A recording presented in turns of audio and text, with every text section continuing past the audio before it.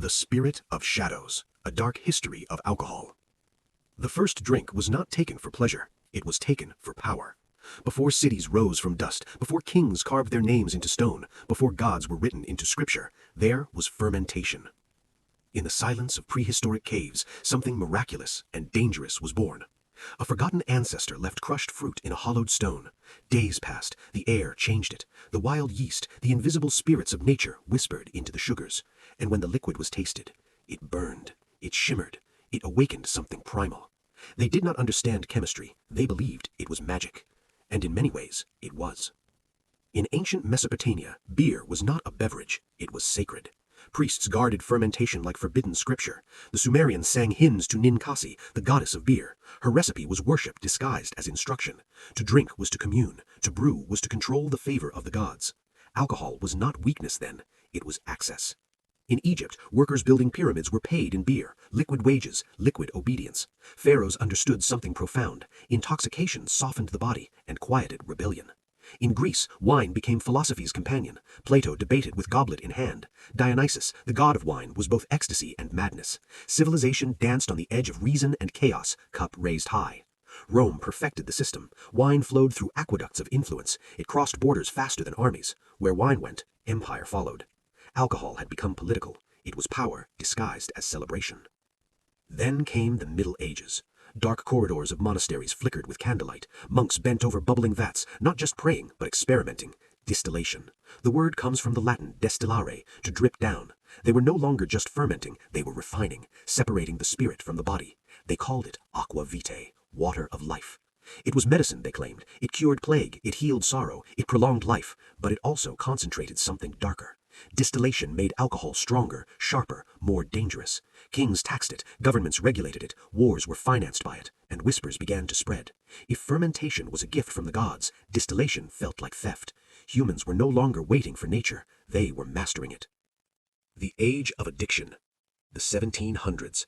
London. Fog thick as guilt. Gin flooded the streets, cheap, potent, ubiquitous. The gin craze. Mothers traded bread for bottles. Children wandered through alleys while parents drowned in spirit. Crime rose. Madness spread. Hogarth engraving, Gin Lane, captured the horror. Skeletal faces, collapsing buildings, a baby falling from its mother's arms. Alcohol was no longer divine. It was devastation.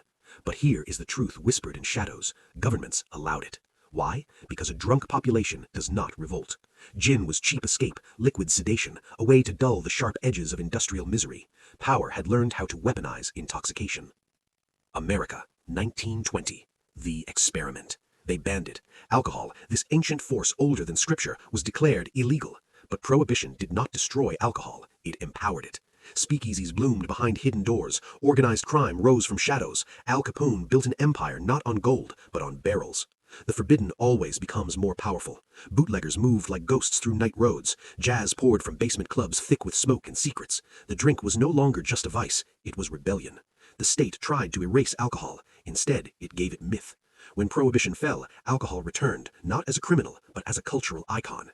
It had survived kings. It had survived religion. It had survived the law. The modern spell. Today, alcohol sits quietly on shelves under warm lighting, elegant labels, curated branding, a symbol of sophistication. But beneath the glass lies 10,000 years of history. It has crowned emperors, it has fueled revolutions, it has numbed grief and sparked violence. It has built economies and broken families. It is ritual, it is medicine, it is poison, it is celebration, it is control. And it remains one of the few substances that can alter the human mind and yet be legally sold on nearly every street in the world. Why? Because alcohol is woven into the fabric of civilization itself. It is older than law, older than borders, older than morality. So what is alcohol truly? A gift from nature? A chemical coincidence? A tool of power? Or humanity's oldest pact with altered consciousness? Perhaps it is all of them. The first sip taken in that prehistoric cave still echoes through time. Every raised glass carries the weight of ancient ritual. Every toast is a whisper from the past, and every drop reminds us, civilization did not rise on water alone. It rose on spirit, and the spirit has always demanded a price. So the next time a glass catches the light, remember, you are not just drinking history, you are drinking mystery.